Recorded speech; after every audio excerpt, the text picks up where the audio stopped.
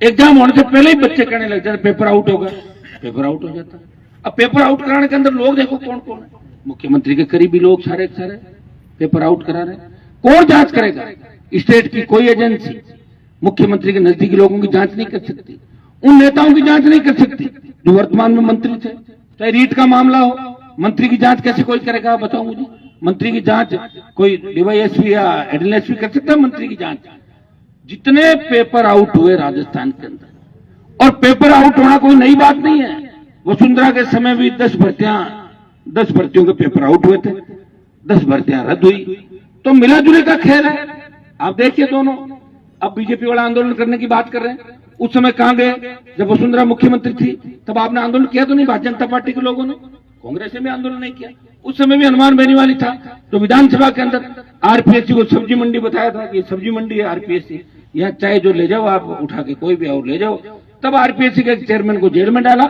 और मेरे हिसाब से मैंने उस समय मांग करी थी कि आरपीएससी को उस चेयरमैन के साथ साथ पुराने 10 साल के अगर चेयरमैन की जांच होती तो 2nd ग्रेड 3rd ग्रेड जिनके 10th 12th और ग्रेजुएशन में थे, उन्होंने आरएस आरपीएस और ये एग्जाम टॉप किए। 2nd ग्रेड वाला व्यक्ति अचानक उसमें इतना कहां से दिमाग आ गया कि वो टॉप कर लेगा? कर ही नहीं सकता कभी। तो इसलिए कर लिए कि आरपीएससी के चेयरमैन के रिश्तेदार थे। एक तो आरपीएससी का हमारे चेयरमैन ऐसे थे राजस्थान के अंदर, जो पहले ही कह देते थे मेरे इतनी भतीजी भांजी और ये है, तू अगर उससे रिश्ता करेगा तो तुझे एसडीएम बना दूंगा, तू सगाई करेगा तो तुझे डिप्टी बना दूंगा, लेकिन करनी मेरे उससे पड़ेगी, नहीं तो नहीं बनाऊंगा। ये धंधा चला राजस्थान के अंदर। और एक व्यक्ति और एक गिरोह बन गया छोटा सा। कोई समाज और किसान को फायदा नहीं हुआ भाइयों। अगर मैं मेरे घर का ही फायदा करने लग जाऊं तो आपका फायदा कैसे करूंगा बताओ? अब आप ये कहोगे कि आपके भाई को एमएलए बना दिया, तो फ्यूचर की जनता ने उस समय कहा आरएलपी को की जीत आवश्यक थी राजस्थान के अंदर। अगर मैं फ्यूचर में चुनाव हार जाता तो राजस्थान में कैसे लड़ाई लड़ता? लेकिन फ्यूचर के लोगों ने कहा कि हनुमान जी अगर चुनाव लड़ाना आपको तो अपना परिवार से लड़ा दो, हम वोट दे देंगे, नहीं तो हम वोट नहीं देंगे। क्या यही बात हुई थी सारी? और आपके के अनुसार मैंने लड़ा दिया चुनाव घर से, तो ये आपके कहने से लड़ाया। कई बार ऐसी परिस्थिति आ जाती है आदमी की कि उससे उस समय क्या करना होता है, तब हमने आपको ही छोड़ दिया और जो आपने कहा वही कर दिखाया। और मेरी विचारधारा में कभी बदलाव नहीं आया। मैं जैसा हूं वैसा ही चल रहा हूं। अभी आम आदमी से भी बात करता हूं, बच्चा भी मेरे से अपनी बात कह देता है और हर आदमी मुझे राय देता है, मैं उसकी राय लेता हूं। मैंने कई नेताओं को देखा, प्रधान बन जाते हैं, एमएलए बन जाते हैं, उसके बाद दिमाग उतना खराब हो जाता है, हमें मत बताओ हम बहुत ज्ञानी हैं, और वो बाद में 2 साल बाद सड़क पे आ जाते हैं, आते जाते हैं। कितने लोग, मैं 20 साल पीछे मुड़ के देखता हूं, कितने लोग चले गए, कितने बड़े मंत्री थे, कहां कहां वो गए थे और चले गए सारे। अब घूमते हुए क्यों थे उनके परिवार के लोग, हमारे साहब ये थे, पापा ये थे, दादाजी। अब कौन पूछता दादाजी पापा जी को? तो वर्तमान क्या है? तो हमने तो वर्तमान को देखा है और कभी घमंड अभिमान नजदीक से भी नहीं छुपाया मुझे। और इसी का परिणाम है कि आप लोग प्यार करते हो 36 कौम के लोग। और आप देख रहे हो अभी रतनगढ़ के अंदर हाईवे पे दुकानें होटलें टूट रही है, वहां से टेलीफोन आए लोगों के कि साहब हमारे सब नेताओं ने स्विच ऑफ करी। नेताओं की तो आदत है, जैसे ही पुलिस आ जाती है और मौके पर कोई आ जाता है नेता स्विच ऑफ कर ले। क्या बात में कोने तो कोर्ट कचहरी को मामला, लेकिन कोर्ट कचहरी के अंदर भी अपनी बात को रखना।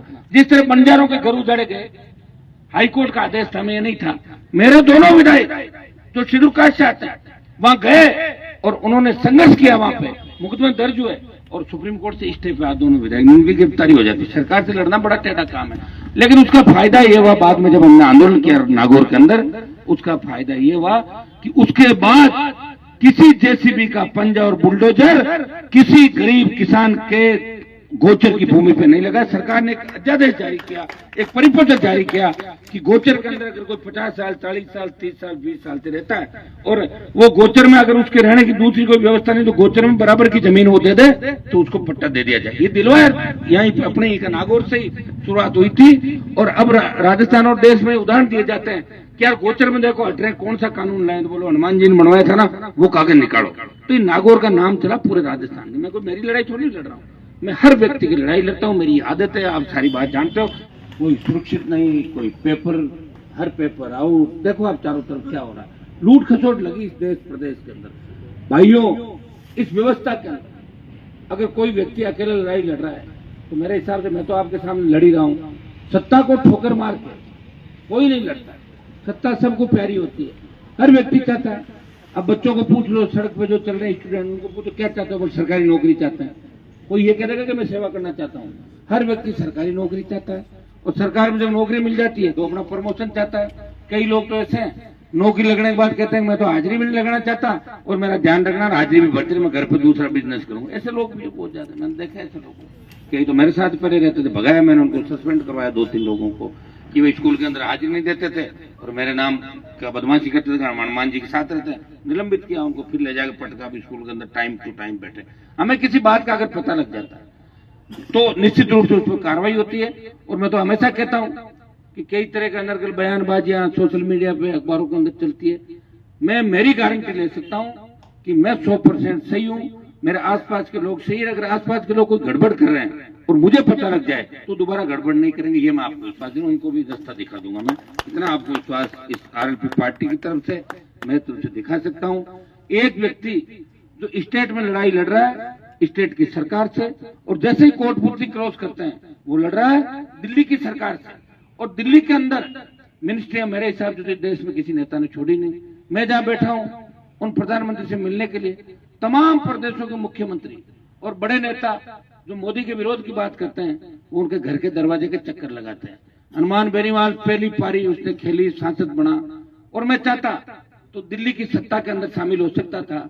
लेकिन भाइयों, आपको पता है जब देश के अंदर किसान आंदोलित थे, पंजाब, हरियाणा, उत्तर प्रदेश के किसानों ने मेरे से कहा कि हनुमान जी आप किसान के बेटे हो, आप अगर मोदी का साथ छोड़ दो तो किसानों की जीत हो सकती है। मैंने एक पल नहीं गमाया, शाहजहांपुर का हाईवे जाम किया और प्रधानमंत्री की सत्ता को ठोकर मार के, जिस तरह वीर तेजाजी महाराज ने गायों के लिए अपना प्राण न्यौछावर की, वचन के पक्के थे, उन्होंने कहा कि मेरा वचन नहीं जाना चाहिए और इसी तरह बलिदान दिया। हनुमान बेनीवाल भी वीर तेजाजी महाराज की धरती का सांसद है, उनका भक्त है। उन्होंने किसानों को जबान दी थी कि जब भी किसान जवान को इस देश में आवश्यकता पड़ेगी सत्ता छोड़ के सड़क पर मैं मिलूंगा, और सत्ता छोड़ दी। सत्ता कोई नहीं छोड़ता, सत्ता बहुत कम लोग छोड़ते हैं। 3, 8, 13, 18 के अंदर राजस्थान की सरकारों से लड़ा, हार्डकोर अपराधियों से लड़ा, और किसान कौम का झंडा इस राजस्थान और देश के अंदर आगे अगुवाई करता हुआ चला। भाइयों, एक जमाना था कि हमारे नेता जो बड़े हुआ करते थे वो झंडा लाते थे हरियाणा के किसी नेता का, यूपी के किसी नेता का, और उसके झंडे से, उसके नारों के साथ चलते थे।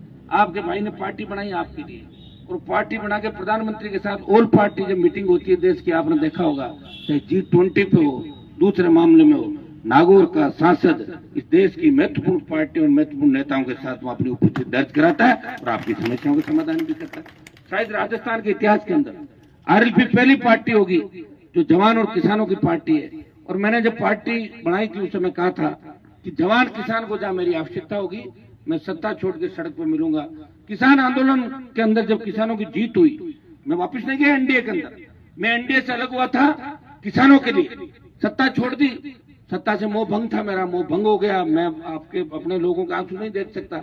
और जब अग्निपथ आई देश के अंदर, जब अग्निपथ का पहला विरोध अगर देश के किसी सांसद ने किया, जिसने किसान के बेटों की चिंता की, जिसने ये कहा कि हम खाली नौकरी के लिए सेना के अंदर नहीं जाते, हमारा इतिहास है, रेजिमेंट खत्म करने की साजिश प्रधानमंत्री जी आप और आपकी पार्टी कर रही है, हमें मंजूर नहीं, अग्निपथ वापिस होना चाहिए। और लोकसभा के अंदर विरोध करके और जोधपुर में 2 लाख जवानों की रैली करके अगर मोदी को चेतावनी किसी ने दी, और अभी भी लोकसभा का सत्र देखा था, इस अग्निपथ का कोई विरोध कर रहा है, वो देश का एकमात्र सांसद है जो जवान की पीड़ा समझता है, अपने भाइयों के लिए अग्निपथ का विरोध कर रहा है। शीघ्र दिल्ली की ओर धीरे धीरे मैं बढ़ूंगा, ये भी मैं आपको विश्वास दिलाता हूँ। मेरा खुद का किसी झगड़ा नहीं, अब मैं इस रिश्ते में आ गया, मैं जब चाहूं, सत्ता दरवाजे पे खड़ी है, कौन सी सत्ता लेनी है वो तैयार है, लेकिन मैं ऐसी सत्ता के अंदर शामिल नहीं होऊंगा।